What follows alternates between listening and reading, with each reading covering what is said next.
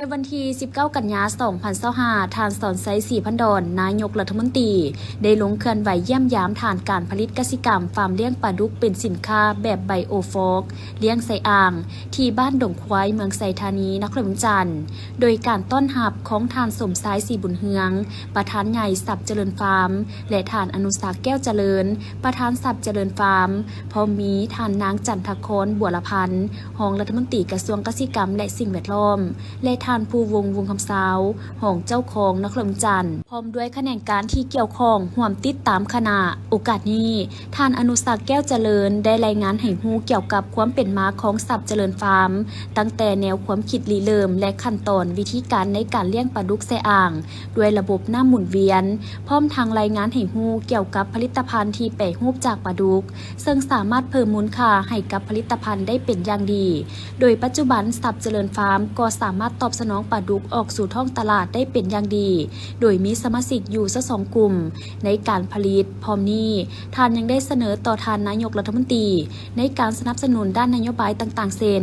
ด้านวิชาการด้านงบประมาณและด้านตลาดทั้งนี้ก็เพื่อเพิ่มกำลังการผลิตให้สูงขึ้นเพื่อให้สามารถค้ำประกันเสบียงอาหารให้เพียงพอภายในและส่งออกต่างประเทศการลงเคลื่อนไหวเยี่ยมยามครั้งนี้ทานสอนไซสีพันดอนก็ได้มีคำเห็นโอ้ลมและให้ทิดซี่น้ำซึ่งก่อนอื่นทานได้แสดงความสมเชยมายังฟาร์มซึ่งถือได้ว่าเป็นฟาร์มตัวแบบหนึ่งในการเลี้ยงปลาดุกเป็นสินค้าอยู่แล้วทั้งสอดคล้องกับนโยบายและแนวทางมาตรการในการแก้ไขความยุ่งยากทางด้านเศรษฐกิจการเงินซึ่งในปัจจุบันปัญหาเข่งห้อนที่พร้อมสุ่มใส่เซ็นเงินเฟ้ออัตราแลกเปลี่ยนการคุ้มครองราคาสินค้าและเพื่อแก้ไขปัญหาดังกล่าวการผลิตกสิกรรมเสบียงอาหารถือเป็นสิ่งสำคัญการเพิ่มการผลิตสินค้าโดยหลักๆก็แม่นการผลิตเสบียงอาหารเพื่อให้มีความมั่นคงเส้นการผลิตข้าวการเลี้ยงสัตว์และเสบียงอาหารและขอแสดงความสมเชยที่สับเจริญฟาร์มตัดสินใจได้สุ่มทุนฮ้อนของตนเองในการผลิตพัฒนากสิกรรมหันเอาการเลี้ยงปลาเป็นอุตสาหกรรมทันสมัยและทานอย่างซี่ทิศให้แก่การพัฒนาการผลิตในด้านต่างๆเช่นการเลี้ยงปลาดุกการแปรรูปการหุ้มห่อต่างๆและรวมไปถึงแนะนำไส้พลังงานแสงตะเวนหรือโซลาร์เซลล์เพื่อผลิตกระแสไฟฟ้านำไส้เป็นการประหยัดต้นทุนการผลิตโดยมอบให้ทั้งคะแนนการที่เกี่ยวข้องในการซี่น้ำตื่มตามการเสนอของทางสับเจริญฟาร์มโดยประสานสมทบกับบรรดาวิชาการต่างๆที่เกี่ยวข้องเพื่อนำเอาความรู้ความสามารถนำมาพัฒนาหันการผลิตกสิกรรมสามารถตอบสนองได้ทางภายในนครปฐมจันทร์ต่างแขวงและสามารถส่งออกต่างประเทศโอกาสนี้สับเจริญฟาร์มยังได้มอบกระตาของขวัญเป็นผลิตภัณฑ์แปรรูปของฟาร์มให้แก่ทานนายกรัฐมนตรีพร้อมด้วยคณะโดยเป็นการมอบของทานสมสายสีบุญเฮืองประธานใหญ่สับเจริญฟาร์มในวันที่ 16 กันยายน 2025 อยู่ที่สมาคมสถาปนิกและวิศวกรโยธาลาวได้จัดพิธีแถลงข่าวรอบสื่อมวลชนเกี่ยวกับการจัดงานวางแสดงสินค้าและนวัตกรรมด้านสถาปัตยกรรมวิศวกรรมวัสดุก่อสร้างประจำปีของสมาคมสถาปนิกและวิศวกรโยธาลาวหรือ Alex Expo 2025 โดยการแถลงของฐานวงไพบุญมณีประธานสมาคมสถาปนิกและวิศวกรโยธาลาวพร้อมด้วยคณะนำและอนุกรรมการจัดงานและภาคส่วนที่เกี่ยวข้องเข้าร่วมงาน Alex Expo 2025 ภายใต้แนวความคิดวิวัฒน์อาศัยหรือ Living Forward จะจัดขึ้นอย่างเป็นทางการในวันที่26 ตุลาที่ห้องวางแสดงศูนย์การค้าเล้าไอเต็กตึกเก่าโดยงานดังกล่าวแม่นงานวางแสดงประจำปีที่จัดโดย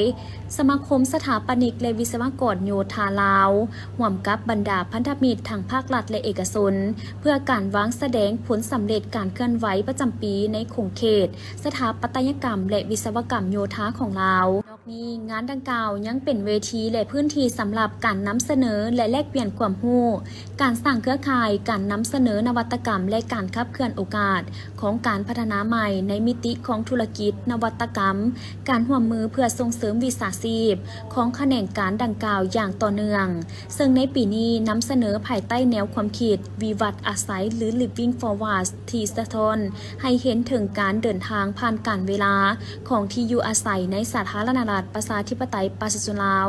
ตั้งแต่อดีตปัจจุบันและสานต่อสู่อนาคตเป็นงานวางแสดงที่จะพาผู้ชมไปสำรวจและเรียนรู้วิวัฒนาการของสถาปัตยกรรมและการก่อสร้างในประเทศเริ่มตั้งแต่ภูมิปัญญาการออกแบบก่อสร้างเรือนดั้งเดิมที่มีคุณค่าทางด้านวัฒนธรรมไปจนถึงการพัฒนาปรับปรุงอาคารที่อยู่อาศัยที่มีรูปทรงและลักษณะร่วมสมัยตอบโจทย์ตามความต้องการในการใช้ชีวิตที่หลากหลายของสังคมได้อย่างมีคุณภาพสำหรับกิจกรรมภายในงานนอกจากจะพบกับโซน Living Essence และ Living Smart ที่เป็นการวางแสดงสินค้านวัตกรรมการบริการทางด้านการก่อสร้างจากผู้สนองวัสดุแถวหน้าของทางภายในและต่างประเทศแล้วงานนี้ยังจะพาทุกท่านมาร่วมแลกเปลี่ยนความรู้และสร้างแรงบันดาลใจในการพัฒนาสถาปัตยกรรมและวิศวกรรมลาวให้ก้าวไปข้างหน้าอย่างมีทิศทางและมีความหมายไปพร้อมๆกันผ่านนิทรรศการต่างๆในพื้นที่ Living Forward และเวทีส่วนกลาง Living Movements ที่จะเป็นกิจกรรมแลกเปลี่ยนความคิดเห็นทางวิชาการและการนำเสนอนวัตกรรมใหม่ๆที่สามารถตอบโจทย์ให้แก่สถาปนิกและวิศวกรลาวในการสร้างสรรค์ที่อยู่อาศัยแห่งอนาคตที่บ่เพียงแต่สวยงามหรือทันสมัยแต่ยังมีจิตวิญญาณของความเป็นลาวและสามารถยกระดับคุณภาพชีวิตของคนให้ดีขึ้นได้อย่างแท้จริงสำหรับการจัดงาน Alas Expo ปีนี้ก็ถือว่าเป็นปีที่มีความสำคัญเนาะเพราะว่ามันเป็นปีที่จะมีการจัดกองประชุมใหญ่ของสมาคมสถาปนิกและวิศวกรโยธาลาวครั้งที่5ร่วมกันไปน้ำซึ่งว่าใน Alas Expo ปีนี้หมายความว่าในหัวข้อว่าวิวัฒน์อาศัยหรือว่า Living Forward นั้นบางหัวใจสำคัญของการจัดงาน Expo สุดนี้มันเห็นแนวใดให้เป็นการเต้าโฮมทั้ง3ภาคส่วนอยู่ในสังคม1ก็เป็นสถาปนิกกับวิศวกรโยธาลาว2มาแล้วเป็นผู้ประกอบการที่เกี่ยวกับเรื่องของกิจกรรมเรื่องของการก่อสร้างวัสดุก่อสร้างหรือนวัตกรรมต่างๆที่มันมีอยู่ในปัจจุบันนี้ความทันสมัยเทคโนโลยีที่ใช้3มาก็เป็นมวลชนผู้ที่เป็นเจ้าของเพราะว่าวิชาชีพตัวนี้มัน3ภาคส่วนนี้ต้องเกี่ยวเนื่องกันอยู่ในงานจะได้เห็นหลายๆอันเห็นทั้งผลงานของสถาปนิกกับวิศวกร2มาเห็นถึงนวัตกรรมและเทคโนโลยีที่มีการพัฒนาตัวอย่างคือเกี่ยวกับเรื่องของสมาร์ทโฮมเนาะถือว่าปัจจุบันนี้หมายความว่าหลายๆท่านก็จะบ่ท่านได้เห็นว่าสมาร์ทโฮมมันเป็นอย่างแท้อยู่ในงานจะมีการจำลองห้องที่เว้าถึงเรื่องของสมาร์ทโฮมว่ามันแม่นแนวใดโดยที่ใช้มือถือนี่มาควบคุมยกตัวอย่างอย่างสั้นอันนี้เขาว่าเป็นนวัตกรรมอันนึงอันที่2มาแล้วมันกิจกรรมต่างๆที่เกิดขึ้นนั่นแหละมันเป็นกิจกรรมที่อยากให้ผู้ที่จะเป็นเจ้าของบ้านหรือว่าผู้ที่เป็นเจ้าของผู้ประกอบการเรื่องของการเฮ็ดกิจกรรมตัวนี้ได้มีความเข้าใจหลายขึ้นต่อกับวิชาชีพของพวกเราจะหมายความว่าเวทีตัวนี้จะเป็นเวทีเปิดเวทีให้กับทุกภาคส่วนเนาะที่เข้ามาเพราะว่าเป้าหมายหลักของการเฮ็ด Expo ครั้งนี้มันพวกเขาได้มีการคำนึงถึงการมีส่วนร่วมของสังคมของบุคคลอยู่ในสังคมเข้ามาให้มันหลายขึ้นเพราะว่าแน่นอนว่าถ้าว่าเฮ็ดกิจกรรมนี้แล้วทุกคนยังบ่ทันเห็นความสำคัญหรือบ่ตอบโจทย์สังคมก็ถือว่า Expo พวกเขาก็จะบ่สามารถที่จะพัฒนาในต่อหน้าได้ความพิเศษก็คือหมายความว่าคันถามเว้าเรื่องของ Expo ของวงการก่อสร้างอยู่บ้านเฮานี่ Expo ของ Alas หรือว่าเอิ้นว่า Alas Expo นี่ถือว่าเป็นExpo ที่ใหญ่ที่สุดภายในประเทศเนาะหมายความว่าปัจจุบันนี้เขาจะเห็นนอกจากบรรดาห้างห้านที่เป็นทั้งคนลาวแล้วพวกเขายังมีห้างห้านที่มาจากประเทศเวียดนามเนาะประเทศจีนประเทศไทยเขามาวางแสดงอยู่ในงานนี้หมายความว่าเขาเน้นในเรื่องที่อยู่อาศัยกันแม่นหมายความว่าอยากดึงให้มวลชนที่แน่นอนทุกคนต้องการอยากมีบ้านหรือทุกคนอยากมีบ้านแล้วอยากปรับปรุงบ้านแม่นมาอยู่ในงานนี้ก็มันจะได้มาพบกับทุกอันอยู่ในนี้เนาะในเรื่องของการจัดงาน Expo ในระยะผ่านมาพวกเขาก็ดำเนินกันมาอย่างสม่ำเสมอแต่ย้อนสภาพโควิดเนาะพวกเขาก็ได้หยุดไปโดนเติบแต่ว่าพวกเขาได้เริ่มได้ปีกายนี้ในเบื้องต้นปีกายนี่หมายความว่าเห็นได้ว่าได้รับการตอบรับหลายการตอบรับหลายหมายความว่าบรรดาซัพพลายเออร์นี่รู้สึกว่าเขาเจ้าซอกหาExpo ในลักษณะแบบนี้พอที่บ้านเขาในระยะผ่านมามันบ่มีเนาะหมายความว่าเขาจะต้องการพื้นที่ต้องการเวทีที่จะเห็นแล้วใดให้มีพื้นที่สำหรับทางผู้ที่จะมาเผยแพร่วางแสดงสินค้าเนาะแต่มันแตกต่างก็คืออยู่ของพวกเขานี่มัน วกเขาบ่แม่นจะมีแต่วางแสดงสินค้าเท่านั้นในกิจกรรมภายใน7มื้อหั่นมันจะมีแอคทิวิตี้ต่างๆที่เฮ็ดให้สังคมได้มาเห็นทั้งความรู้ความสามารถของนักสถาปนิกและวิศวกรโยธาของพวกเขาเนาะบรรดาสถาบันการศึกษาก็จะได้มาแสดงกันอยู่ในนี่ว่าเขาเจ้ามีการเรียนการสอนแนวใดเนาะเฮ็ดให้พวกเขาได้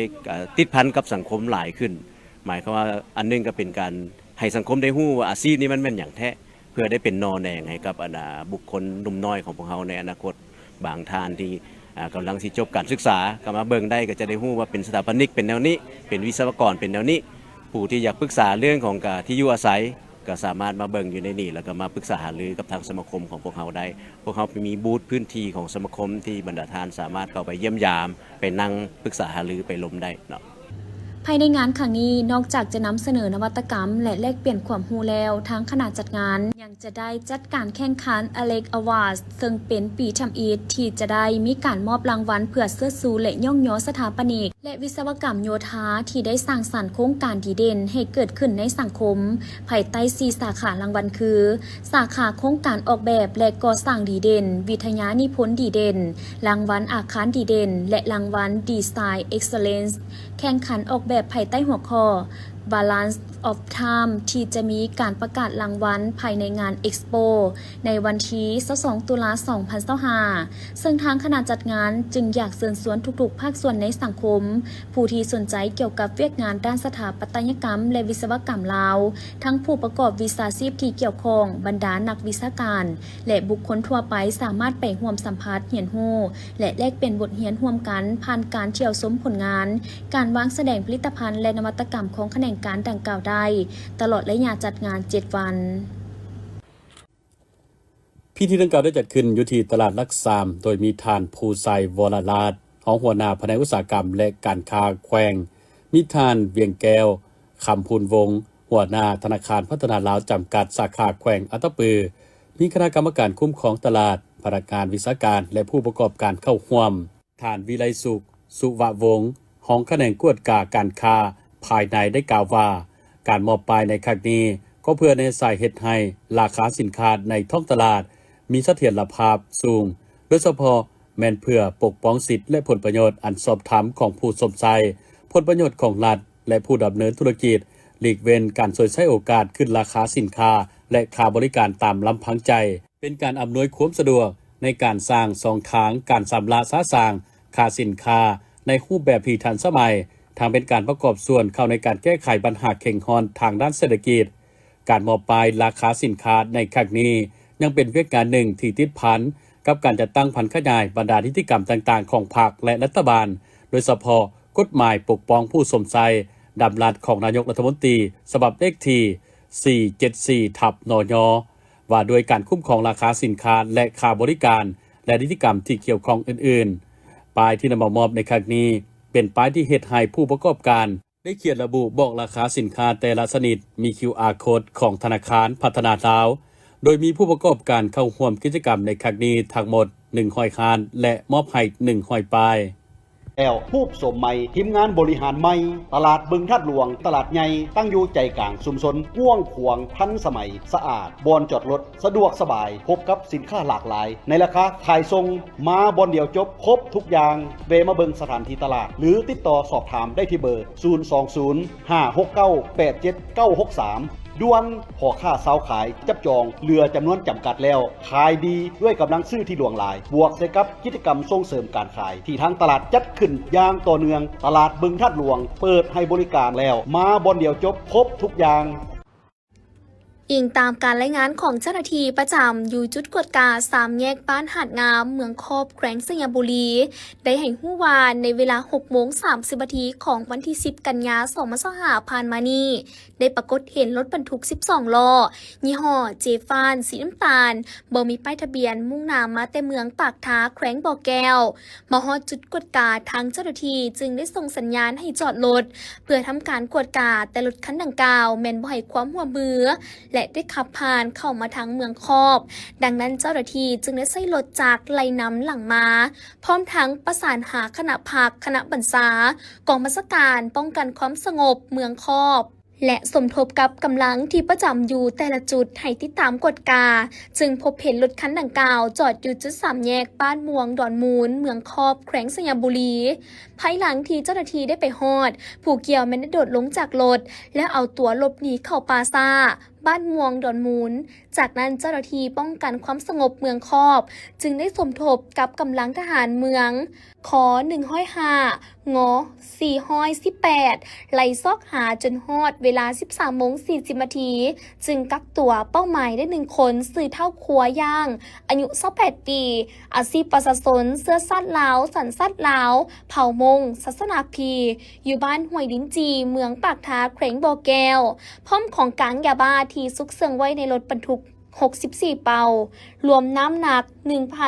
1,490 กว่ากิโลกรัมเท่ากับ12 ล้านกว่าเม็ดพร้อมกับรถบรรทุก12 ล้อบ่มีป้ายทะเบียนยี่ห้อเจฟานสีน้ำตาล1 คันและโทรศัพท์มือถือ2 เครื่อง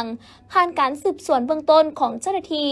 เห็นว่ารถบรรทุกคันดังกล่าวแม้นจะขนส่งยาบ้าแต่แขวงบ่อแก้วไปส่งให้ลูกค้าอยู่ที่นครหลวงเวียงจันทร์พิธีดังกล่าวได้จัดขึ้นที่ห้องการบ้านธงหักโดยการเป็นประธานของทานางคำศรีสิทธิวรดาคณะประจำพรรคแขวงหัวหน้าคณะโฆษณาอบรมแขวงพร้อมด้วยทีมงานมีเลขาพรรคบ้านตลอดฮอดพ่อแม่ประชาชนและพรรคส่วนที่เกี่ยวข้องเข้าร่วมโอกาสนี้ทานางไมลอเฮอร์ห้องเลขาพรรคบ้านได้ขึ้นผ่านบทสรุปตัวย่อเกี่ยวกับการเคลื่อนไหวจัดตั้งปฏิบัติหน้าที่เวกงานในระยะ 4 เดือนผ่านมาและทิศทางแผนการ 3 เดือนต่อหน้าซึ่งทานนายกให้เห็นข้อสะดวกข้อยุ่งยากและข้อคงค้างภายในบ้านและเวียกงานองค์การจัดตั้งพรรคมหาชนเวียกงานเศรษฐกิจการเงินเวียกงานบริหารการปกครองเวียกงานป้องกันชาติป้องกันความสงบและเวียกงานวัฒนธรรมสังคมนอกนี้ยังได้ผันขยายมติคำสั่งต่างๆได้21 ครั้งพร้อมทั้งจัดเก็บหลายหับได้ทั้งหมด3 ล้านกว่ากีบและเวียกงานอื่นๆก็ได้เฮ็ดสำเร็จตามระดับคาดหมายที่วางไว้จากนั้นผู้เข้าร่วมกองประชุมก็ได้สนทนาแลกเปลี่ยนถอดถอนบทเรียนซึ่งกันและกันด้วยความรับผิดชอบสูงเพื่อพร้อมกันปรับปรุงแก้ไขจุดอ่อนข้อคงค้างให้ดีขึ้นกว่าเก่าโอกาสที่มีความหมายความสำคัญนี้ทานางคำศรีสิทธิวรดาได้มีคำเห็นโอ้ล้มต่อกองประชุมซึ่งก่อนอื่นหมดทานได้แสดงความย่องยอสมเสยและเรียกร้องมายังอำนาจการปกครองบ้านพ่อแม่ประชาชนจงเอาใจใส่ศึกษาอบรมการเมืองแนวคิดเป็นกกสร้างความสามัคคีภายในให้เป็นปึกแผ่นแน่นหนาช่วยเหลือซึ่งกันและกันมีแบบแผนวิธีนำพาวิธีเฮ็ดเวียกแบ่งความรับผิดชอบอย่างละเอียดจะแจ้งเฮ็ดเวียกเป็นหมู่คณะภายใต้หลักการรวมศูนย์ประชาธิปไตยพร้อมทั้งเอาใจใส่ปรับปรุงหาหน่วยงานภายในบ้านให้มีความเข้มแข็งนักแน่นเพิ่มทวีในการประสานงานโดยเฉพาะแมนเวียกงานป้องกันชาติป้องกันความสงบเพื่อเฮ็ดให้บ้านมีความสงบปลอดภัยและเฮ็ดให้ชีวิตการเป็นอยู่ของพ่อแม่ประชาชนได้รับการพัฒนาดีขึ้นเป็นก้าวกองทุนส่งเสริมจุลวิสาหกิจขนาดน้อยและกลางกระทรวงอุตสาหกรรมและการค้าได้ลงติดตามกวดกาสุกยูจุลวิสาหกิจขนาดน้อยและกลางอยู่นครหลวงจันทร์จำนวน9 หัวหน่วยที่ได้รับสินเชื่อบ่วงเงินต่างๆของกองทุนส่งเสริมจุลวิสาหกิจขนาดน้อยและกลางโดยผ่านธนาคารไสงอนเถื่องตินลาว3 หัวหน่วยธนาคารเวียดตินลาว2 หัวหน่วยและธนาคารร่วมธุรกิจลาวเวียด4 หัวหน่วยผู้ประกอบกิจการแม่หญิง6 หัวหน่วยในแขนงกสิกรรม3 หัวหน่วยแขนงหัตถกรรม2 หัวหน่วยและแขนงอุตสาหกรรมปรุงแต่ง4 หัวหน่วยการลงติดตามในครั้งนี้เพื่อกำได้สภาพการนำไส้เงินกู้โดยเฉพาะแมนผลได้รับของการนำไส้เงินกู้เห็นได้ธุรกิจตัวจริงพร้อมทั้งข้อสะดวกข้อยุ่งยากและข้อเสนอในการดำเนินธุรกิจทั้งนี้ เพื่อรับประกันการนำใช้เงินกู้ยืมถูกต้องตามจุดประสงค์และเป้าหมายผ่านการลงติดตามครั้งนี้ได้เห็นว่าจุลวิสาหกิจขนาดน้อยและกลางส่วนหลายได้นำใช้ถึงถูกต้องสอดคล้องกับระเบียบการและสามารถต่อยอดธุรกิจขยายกิจการและผลิตเป็นสินค้าสนองตลาดภายในได้พอสมควรซึ่งเห็นได้มักผลคือวิสาหกิจประกอบกิจการเลี้ยงไก่พันไข่2หัวหน่วยสามารถผลิตไข่ไก่ได้ 1,200 แตะต่อมือหรือเท่ากับ 13,200 แตะต่อปีวิสาหกิจประกอบกิจการเลี้ยงงัวควาย1หัวหน่วยสามารถผลิตลูกงัวได้ประมาณ 17-20 ตัวต่อปีและลูกควายได้ประมาณ5ตัวต่อปีวิสาหกิจประกอบกิจการผลิตสิ้นแห้ง1หัวหน่วยสามารถผลิตสิ้นแห้งสิ้นสวรรค์สิ้นหมูแดดเดียวสิ้นถูบใส่อั่วเครื่องและใส่อั่ววานเฉลี่ยได้สิ้นแห้งและใส่อั่วประมาณ100กิโลต่อมือวิสาหกิจประกอบกิจการหัตถกรรมตำหูก1หัวหน่วยสามารถนำทุนที่ได้หับเพื่อนำไปจัดซื้อกีและเส้นฝ้ายเส้นไหมเพื่อส่งเสริมให้ประชาชนตำสินได้350กีหรือเท่ากับ350ครอบครัวซึ่งสามารถผลิตสินได้เฉลี่ย170หา200พื้นต่อวันวิสาหกิจประกอบกิจการผลิตเส้นข้าวเปียกสามารถผลิตเส้นข้าวเปียกได้ประมาณ300หา350กิโลต่อมือวิสาหกิจประกอบกิจการตัดยิบ1หัวหน่วยได้ให้บริการตัดเครื่องทั่วไปและรับตัดเครื่องให้บริษัทและห้องการต่างๆซึ่งสามารถตัดเครื่องได้เฉลี่ย200หา300สุดต่อเดือนวิสาหกิจประกอบกิจการโฮงสีข้าว1หัวหน่วยได้นำทุนที่ได้รับเพื่อนำไปปรับปรุงและขยายโฮงสีสามารถสีข้าวได้เฉลี่ยประมาณ150ต้นต่อปีวิสาหกิจประกอบกิจการปรุงแต่งยาพื้นเมือง1หัวหน่วยได้ผลิตยาพื้นเมืองประเภทยาเม็ดยาฝุ่นและยาน้ำเพื่อเป็นยาบำรุงและเป็นยาปิ่นปัวพญาเซนสเปรย์กันยุงสาหญ้าลีแพสาหมักตูมสาขิมินสากระสายสิ่งทองลาซาบียาปิ่นปัวลิซิดวงสานอนลับสาปัวตับและอื่นๆจากรับชมที่เคารพต่อจากเรื่องงานดังกล่าวแล้วค่ะต่อไปนี้จะพารับชมมาติดตามรับชมกับบรรยากาศของการเรียนการสอนวิชาศิลปะดนตรีคาบทำอิฐแนวเรียนพัฒนาในท้ายทิศผ่านมาโรงเรียนพัฒนาได้มีการจัดการสอนวิชาศิลปะดนตรีคาบทำอิฐสำหรับน้องนักเรียนตั้งแต่ชั้นประถมจนถึงชั้นมัธยมซึ่งเห็นว่าบรรยากาศเต็มไปด้วยความตั้งใจเรียนรู้และความเบิกบานของน้องนักเรียนที่ได้เรียนไปพร้อมๆกับหมู่เพื่อนและครูสอนอย่างเป็นกันเองซึ่งการเรียนรู้ในคาบนี้บ่เพียงแต่ให้น้องๆเกิดความรู้และทักษะใหม่ๆในด้านดนตรีแต่ยังเป็นการสร้างความสามัคคีและการเฮ็ดเวียกร่วมกันระหว่างนักเรียนกับครูสอนพร้อมกันนั้นครูสอนยังได้เน้นหนักให้น้องๆนักเรียนทุกคนจงมีความดุมันตั้งใจเรียนรู้และเอาใจใส่การเรียนแบบนี้อย่างสม่ำเสมอเพื่อให้การเรียนวิชาดนตรีเป็นพื้นฐานสำคัญในการพัฒนาตนเองและความสามารถในอนาคตพิธีจัดขึ้นในวันที่ 16 กันยายน 2025ต่างนามอบเครื่องโดยทานยางซั่วห้องผู้อำนวยการบริษัทฝุ่นโปตัสอาซีโปตัสสากลลาวจำกัดผู้เดียวกล่าวรับโดยผู้อำนวยการโรงเรียนมส.บ้านดงใต้พร้อมด้วยภาคส่วนเกี่ยวข้องตลอดฮอดการจัดตั้งบ้านพนักงานครูอาจารย์และน้องนักเรียนเข้าร่วมทานยางซั่วได้กล่าวว่าเครื่องที่นำมามอบในครั้งนี้ประกอบด้วยอุปกรณ์การเรียนการสอนคอมพิวเตอร์เครื่องเล่นกีฬาและอื่นๆรวมมูลค่า70ล้านกีบเครื่องดังกล่าวเม็นมาจากกองทุนการกุศลที่ระดมโดยคณะบริหารงานขั้นสูงของอาซีโปตัสซึ่งแสดงให้เห็นถึงความมุ่งมั่นที่จะตั้งหลักปักฐานอยู่ท้องถิ่นของบริษัทและตอบแทนคืนให้แก่สังคมโดยการปฏิบัติตัวจริงที่นำพาโดยผู้บริหารระดับสูงและขับเคลื่อนโดยกำลังรวมของพนักงานทุกคนอาซีโปตัสแสดงให้เห็นถึงความรับผิดชอบของรัฐวิสาหกิจขนาดใหญ่ร่วมจิตร่วมใจเป็นอันหนึ่งอันเดียวกันกับประชาชนลาวเพื่อสร้างอนาคตที่สดใสโอกาสนี้ผู้อำนวยการโรงเรียนมส.บ้านดงใต้ก็ได้กล่าวแสดงความขอบใจมายังบริษัทที่ได้ให้การช่วยเหลือในครั้งนี้และหวังว่าในต่อหน้าจะให้การสนับสนุนเติมอีก พิธีได้จัดขึ้นในวันที่ 19 กันยายน 2025 ที่สถาบันยุติธรรมแห่งชาติเป็นเกียรติเข้าร่วมโดยท่านไพวีศรีบัวลิภารัฐมนตรีกระทรวงยุติธรรมมีหัวหน้ากรมห้องกรมหัวหน้าสถาบันตัวแทนจากองค์การจัดตั้งรัฐที่เกี่ยวข้องสมาชิกสภาบริหารและสมาชิกสภาทนายความเข้าร่วมท่านนางทิพกรหลวงอาภัยหัวหน้าห้องการสภาทนายความลาวได้ผ่านข้อตกลงของรัฐมนตรีกระทรวงยุติธรรมว่าด้วยการรับพ้องเอาคณะบริหารงานคณะประจำและคณะกวดกาสภาทนายความลาวสุดที่9ฉบับเลขที่1186/กยลงวันที่ 3 กันยายน 2025โดยได้รับพ้องเอาประธานสภาทนายความสุดใหม่3ท่านประกอบด้วยท่านเวียงสวรรค์พันธลีเป็นประธานสภาทนายความลาวท่านบุญยสิทธิ์ดาวประสิทธิ์เป็นรองประธานสภาทนายความลาวและท่านบุญตาโสภาพมีไซเป็นรองประธานสภาทนายความลาวในโอกาสเดียวกันท่านวรัศมีสุริปพันธ์ประธานสภาทนายความผู้เก่าได้สรุปผลงานการเคลื่อนไหวตามการนำพาชี้นำในระยะผ่านมาของสภาทนายความโดยยกให้เห็นผลสำเร็จในหลายด้านซึ่งเป็นการประกอบส่วนอย่างตั้งหน้าเข้าในภารกิจการพัฒนาและส่งเสริมพละบทบาทของสภาทนายความทั้งในและต่างประเทศพร้อมทั้งได้แสดงความขอบใจต่อกระทรวงยุติธรรมบรรดาองค์การเกี่ยวข้องและสมาชิกสภาทนายความลาวที่ให้ความเชื่อมั่น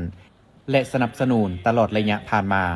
จากนั้นท่านเวียงสวรรค์พันธลีประธานสภาทนายความลาวผู้ใหม่ก็ได้กล่าวรับหน้าที่ใหม่โดยตีราคาสูงต่อผลสำเร็จของสภาทนายความในระยะผ่านมาภายใต้การนำพาของประธานสภาทนายความผู้เก่าและได้ให้คำมั่นสัญญาว่าจะอุทิศเหงื่อแหงและสติปัญญาสืบต่อปฏิบัติหน้าที่ประธานสภาทนายความลาวให้ได้รับผลสำเร็จและมีบาดก้าวขยายตัวยิ่งขึ้น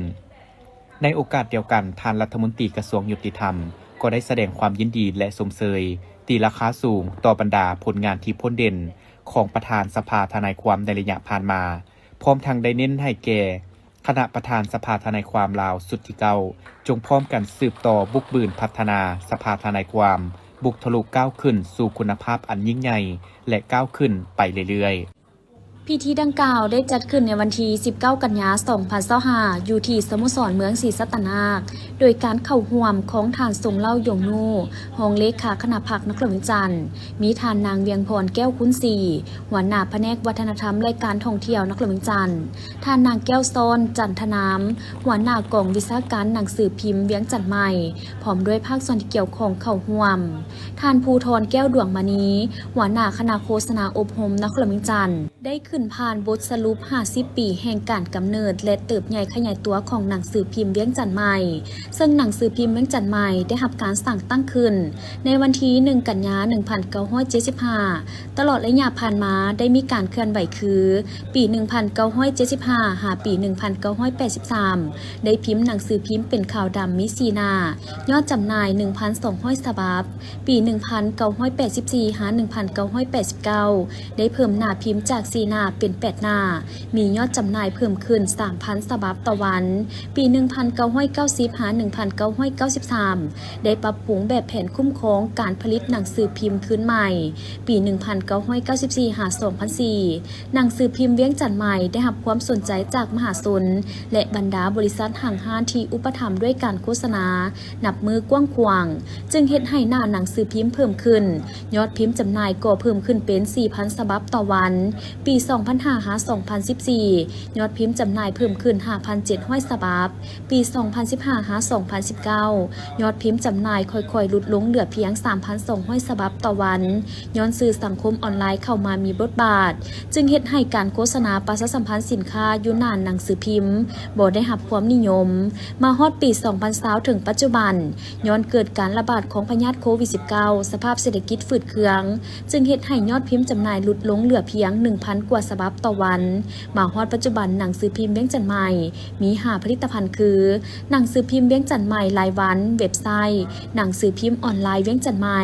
หนังสือพิมพ์ออนไลน์เวียงจันทร์ธุรกิจสังคม YouTube ที่มีเนื้อในและรูปภาพคลิปวิดีโอเป็นภาษาลาวโดยผ่านเครือข่ายอินเทอร์เน็ตและอื่นๆ เว้ารวมแล้วในตลอดระยะ50 ปีผ่านมาภายใต้การนำพาของคณะภาคองค์การปกครองนครเมืองจันทร์บวกใส่ความเอาใจใส่อย่างตั้งหน้าของคณะนำความเป็นเจ้าการบุกบืนสู่สนผ่านผ่าความยุ่งยากของทันแถวพนักงานนักข่าวนักเขียนและเพื่อนร่วมงานทุกๆคน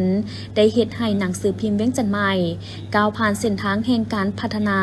และได้มีผลสำเร็จมีบาดก้าวขยายตัวอย่างนักแน่นหนังสือพิมพ์เวียงจันทน์ใหม่สามารถเฮ็ดหล่อนบทบาทและหน้าที่อันมีเกียรติของตนรับประกันการเฮ็ดหน้าที่โฆษณาเผยแพร่แนวทางนโยบายของภาคมติคำสั่งระเบียบกฎหมายแผนพัฒนาของชาติก็คือของชาวนครเมืองจันทน์เป็นเวทีในการแลกเปลี่ยนข้อมูลข่าวสารทัศนะการเสนอปัญหาการส่องแสงสภาวะความเป็นจริงของสังคมเสริมขยายสิทธิ์เป็นเจ้าของชาวนครเมืองจันทน์ของบรรดาสั้นคนและเผ่าต่างๆประกอบส่วนเข้าในการปกปักรักษาและพัฒนาประเทศชาติในระยะใหม่อย่างสมเกียรติในวันที่ 12 กันยายน 2025 เจ้าหน้าที่ประจำด่านสากลสนามบินวัดไตและภาคส่วนที่เกี่ยวข้องได้ทำการกวดกากระเป๋าเดินทางของคนสัญชาติจีนอายุ 33 ปีที่สงสัยว่ามีสารเสพติดผ่านการกวดกาพบเห็นยาเสพติดประเภทเฮโรอีนน้ำหนัก 6 กิโลพร้อมทั้งมีการหุ่มห่อโดยได้ซุกเสื่องใส่กระเป๋าเดินทางซึ่งผู้เกี่ยวพร้อมจะเดินทางไปประเทศจีนฮ่องกงดังนั้นเจ้าหน้าที่ภาษีจึงได้สืบสวนสอบสวนเอาคำให้การเบื้องต้นพร้อมทั้งเฮ็ดบันทึกยึดของกลางแล้วส่งมอบคดีดังกล่าวให้เจ้าหน้าที่กรมตำรวจสกัดกั้นและต้านยาเสพติดเพื่อนำไปดำเนินคดีตามขั้นตอนของกฎหมายจากท่านผู้ชมที่เคารพและข่าวต่อไปจะพาท่านผู้ชมมาที่ตามรับชมศาลประชาชนแขวงเวียงจันทน์ตัดสินจำเลย 16 คนในนั้นมีคดียาเสพติดจำนวนหลายซึ่งมีสาวนาคนหนึ่งอยู่เมืองสารคามถูกตัดสินลงโทษตัดอิสรภาพ 15 ปีพร้อมทั้งปรับไหม150 ล้านกีบในวันที่ 11 กันยายน 2025 ศาลประชาชนแขวงเวียงจันทน์ตัดสินจำเลย 16 คนหญิง 2 คนข้อหาค้าขายยาเสพติดและซื้อขายทรัพย์ผิดกฎหมายคือ 1. เท่าเทพอายุ 29 ปีกรรมกรอยู่บ้านหาดทาเมืองแก้วอุดมถูกตัดสินลงโทษตัดอิสรภาพ 5 ปีปรับใหม่ 10 ล้านกีบข้อหาค้าขายยาเสพติดมีของกลางยาบ้า 67 เม็ด 2. เท่าลำพรอายุ 35 ปี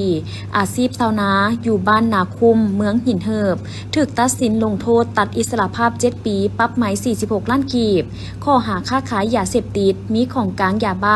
580 เม็ด3. นางเวียงอายุ 24 ปีอาชีพชาวนาและเท่าบุญปันอายุ 42 ปีอาชีพชาวนาคู่ผัวเมียอยู่บ้านเวียงสมัยเมืองกาสี 4. เท่าโซนิกอายุ 34 ปีชาวนาอยู่บ้านน้ำเพลินเมืองหมื่น 5. เท่าสาครอายุ 20 ปีอาชีพชาวนา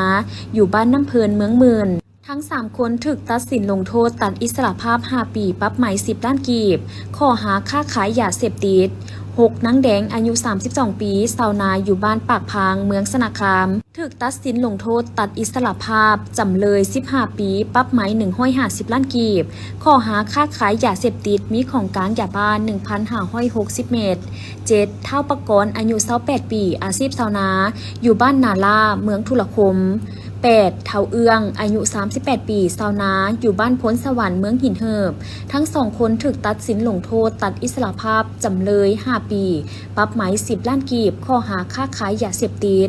9. เท่าทิดอายุ 29 ปีชาวนาอยู่บ้านพลเงินเมืองพลโฮงถูกตัดสินลงโทษตัดอิสรภาพจำเลย 2 ปีปรับไหม 10 ล้านกีบข้อหามียาบ้าไว้ในครอบครอง 17 เม็ด 10. เท่าไซอายุ 19 ปีกรรมกรบ้านหินโงนเมืองหินเหิบถูกตัดสินลงโทษตัดอิสรภาพจำเลย 3 ปี 8 เดือนปรับไหม 5 ล้านกีบนอกนั้นยังตัดสินจำเลยคนอื่นๆในข้อหาลักทรัพย์และซื้อขายทรัพย์ผิดกฎหมายตื่มอีกวันที่ 12 กันยายน 2025 ที่นครเมืองจันทน์กระทรวงเกษตรกรรมและสิ่งแวดล้อมได้จัดพิธีเปิดงานการสุกยูและส่งเสริมการท่องเที่ยวในเขตป่าไม้โดยการเป็นประธานร่วมของท่านกี่แก้วสิงห์นาวงศ์รองรัฐมนตรีกระทรวงเกษตรกรรมและสิ่งแวดล้อมท่านนางเวียงสมัยสิทธิราชผู้รักษาการหัวหน้าห้องการธนาคารโลกประจำลาวพร้อมด้วยบรรดาหัวหน้าห้องการกรมสถาบันบรรดาแขกที่เกี่ยวข้องเข้าร่วมพิธีเปิดงานในครั้งนี้ถือเป็นขีดไม้อันสำคัญและเป็นสัญลักษณ์แห่งการเสริมขยายในฐานะที่สาธารณรัฐประชาธิปไตยประชาชนลาวแม่นจุดหมายปลายทางของภาคพื้นและสากล ที่กำลังได้รับความนิยมในการท่องเที่ยวทางนิเวศวิทยา การท่องเที่ยวผจญภัยและการท่องเที่ยววัฒนธรรมที่มีท่าแหงเป็นแหล่งรายรับทางด้านเศรษฐกิจโดยเฉพาะการท่องเที่ยวในเขตป่าไม้ซึ่งเป็นการสุกยุการเติบโตเศรษฐกิจแบบยืนยงการสร้างวิหารธรรมในท้องถิ่นทานโคอิซุมิซุโตมุเอกอัครราชทูตญี่ปุ่นประจำลาวพร้อมด้วยคณะมาเยี่ยมยามและเคลื่อนไหวเฮ็ดเวียกอยู่แขวงไซสมบูรณ์ได้ถือโอกาสเข้าพบปะการน้ำแขวงไซสมบูรณ์โดยให้เกียรติต้อนรับของทานพลอยคำหุ่งบุญยวงเจ้าแขวงไซสมบูรณ์มีบรรดาแผนกการที่เกี่ยวข้องของแขวงให้การต้อนรับอย่างอบอุ่นโอกาสนี้ทานโคอิซุมิซึโตมุได้แจ้งจุดประสงค์ให้ทานเจ้าแขวงไซสมบูรณ์พร้อมด้วยคณะได้รับทราบซึ่งการลงมาเยี่ยมยามและการเคลื่อนไหวเวียกงานในครั้งนี้ก็เพื่อเป็นการมอบทุนช่วยเหลือล่าของรัฐบาลญี่ปุ่นในการก่อสร้างโรงเรียนประถมสมบูรณ์นาตีเมืองลองแจ้งแขวงไซสมบูรณ์เพื่อเป็นการสุกยูส่งเสริมการศึกษาให้แก่น้องนักเรียนและพันขยายแผนการร่วมมือของสองประเทศลาวญี่ปุ่นลาวให้นับมือนับมีการขยายตัวยิ่งขึ้นโอกาสเดียวกันนี้ทานพลอยคำหุ่งบุญยวงได้กล่าวต้อนรับและตีราคาสูงต่อการมาเยี่ยมยามในครั้งนี้ซึ่งมันแสดงให้เห็นถึงความสามัคคีหักแพงที่เต็มไปด้วยความอบอุ่นไมตรีมิตรภาพและด้วยความเป็นห่วงเป็นใยต่อแขวงของพวกเขาพร้อมนั้นทานยังได้รายงานโดยย่อเกี่ยวกับสภาพรวมอยู่แขวงไซสมบูรณ์ต่อทานเอกอัครราชทูตญี่ปุ่นประจำลาวพร้อมด้วยคณะได้รับทราบนอกนี้ทั้งสองฝ่ายยังได้มอบของขวัญเพื่อเป็นที่ระลึกซึ่งกันและกันตื่มอีกพร้อมกันนี้ยังได้มีพิธีเซ็นสัญญาโครงการช่วยเหลือล่าจากรัฐบาลญี่ปุ่นในการก่อสร้างโรงเรียนประถมสมบูรณ์นาตีเมืองลองแจ้งซึ่งทุนการช่วยเหลือดังกล่าวแม้นจัดตั้งปฏิบัติภายใต้โครงการเสริมสร้างความมั่นคงของมนุษย์ขันหักทานโดยเน้นใส่การช่วยเหลือโดยกงให้แก่ท้องถิ่นได้รับผลประโยชน์โดยกงพร้อมกันนี้ทานพลอยคำหุ่งบุญยวงได้มีคำเห็นต่อพิธีซึ่งการช่วยเหลือในครั้งนี้เป็นการประกอบส่วนอันสำคัญเข้าในการสนับสนุนช่วยพัฒนาการศึกษาก็คือการพัฒนาทรัพยากรมนุษย์อยู่ภายในแขวงเพื่อเฮ็ดให้มีสถานที่รับใช้การเรียนการสอนที่มีคุณภาพเฮ็ดให้ลูกหลานนักเรียนบ้านนาตีเมืองล่องแจ้งได้มีโอกาสเข้าเรียนหลายขึ้นจากนั้นในพิธีลงนามเซ็นสัญญาโครงการดังกล่าวอย่างเป็นทางการซึ่งต่างฝ่ายแขวงในการเซ็นสัญญาครั้งนี้โดยทานบัวทองพรหมณีหัวหน้าของการศึกษาธิการและกีฬาเมืองและต่างหน้าฝ่ายสถานเอกอัครราชทูตญี่ปุ่นประจำลาวโดยทานโคอิซุมิซึโตมุโดยซ่องหน้าทานเจ้าแขวงไซสมบูรณ์พร้อมด้วยแผนกการที่เกี่ยวข้องร่วมเป็นสักขีพยานจากนั้นเอกอัครราชทูตญี่ปุ่นประจำลาวพร้อมด้วยคณะได้เดินทางไปเที่ยวชมสถานที่ท่องเที่ยวทางประวัติศาสตร์อีกด้วย